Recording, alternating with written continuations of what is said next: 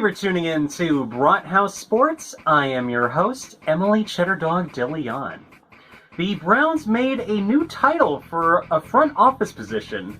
They did so by hiring Grant Ryder under the title of Football Administration and Research Assistant. The move was made last week Thursday to hire the former football transactions front office member of the Philadelphia Eagles. According to Reuter's LinkedIn page, he was part of the Browns organization since February 2023. His LinkedIn is also listed on a website called the 33rd Team, which has an archives of his writing and wrote about the salary cap. Ryder is also working on his law degree at Harvard University. The Ohio State Senate passed their state budget last week that did not include proposed funding for developing the Cleveland lakefront and connecting it to downtown. Back in April, the House proposed $62 million in the state's 2024 fiscal year budget for the Cleveland Municipal Land Bridge project that wasn't present in the over 1,000-page bill passed by the state Senate on June 15th. The bill will have headed to the conference committee seated by members of the State House and Senate to review both chambers' version of the bill before going to their state governor Mike DeWine. If not included to include lakefront funding, it would hurt plans to develop around Cleveland Browns Stadium. Running back Nick Chubb has been named the best at his position in the AFC.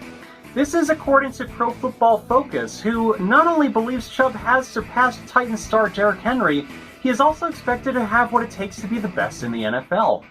Pro Football Focus listed out their best players at every position in the AFC, and Nick Chubb made their cut. The Browns are expected to spread the offense out in 2023, and that Chubb would find more success on the ground. For a few weeks, DeAndre Hopkins had been linked to the Cleveland Browns and at one point was closely linked to them. The Browns ended up not making that sexy move despite still being a free agent as of recording this. To sum up the words of Mary Kay Cabot to Gen Z, though D-Hop was dank, Browns fan felt Elijah Moore and the wide receiver core slaps. Cedric Tillman also had grown up at Tennessee, so Andrew Berry is a stand for him. Oh my god, forgive me Zoomers, I'm literally cringing at this too. In addition to Cedric Tillman from the 2023 draft, they also signed Marquise Goodwin, who is also signed to a one-year deal. Training camp is starting soon. That should be no surprise to anybody like myself, and somehow the Browns have the 10th most cap space so far.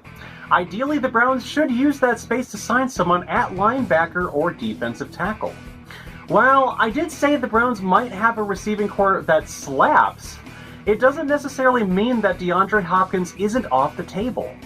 At the same time, too, the Browns could let that cap roll over into 2024 to soften the imminent cap blow they could face. Personally, I believe it can either way be used to sign a player needed in that weak area, if things don't work out well on the defensive line, and sign an edge rusher like Yannick Ngakoue or Melvin Ingram.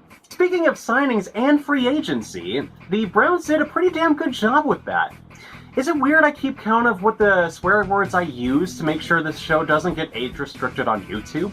Anyways, it's unprovable, and teams are innocent until proven guilty if they end up playing like a dumpster fire in the regular season. So far, the Browns have a single weak spot on the running back position, despite the core being backed by Jerome Ford and especially Nick Chubb.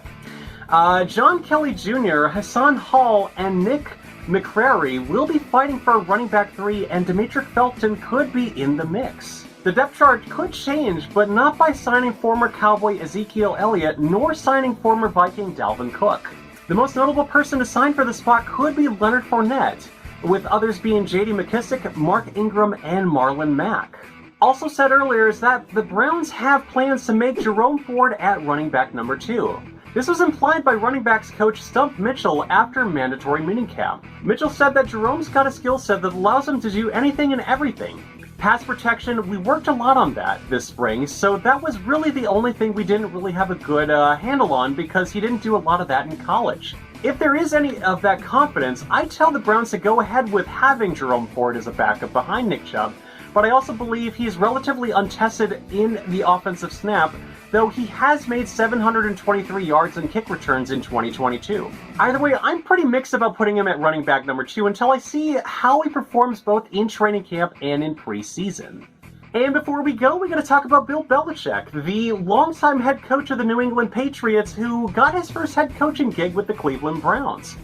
When he began his coaching career as a special assistant with the 1975 Baltimore Colts, he was paid about $25 a week. Today, that wouldn't pay the bills or get stretched that far at all. In an interview with the 33rd Team, which has been mentioned earlier, the man in the hoodie said he actually worked for free just to gain experience under Ted Marchibroda. He then said he was promoted to $25 a week. Apparently, while coaching for the Browns, there were those on his coaching staff who also followed suit. Apparently. These days, something like this would seem really weird, but if you like your job, are you really working at all? And thank you again for watching Brathouse Sports. Once again, I'm your host, Emily Cheddardog DeLeon. Please like and subscribe and turn on the notification bell, as I would greatly appreciate it. It's how you can see more of my videos and help me get through the algorithms as well. Once again, I'm your host, Emily Cheddardog DeLeon, and I will see you next time.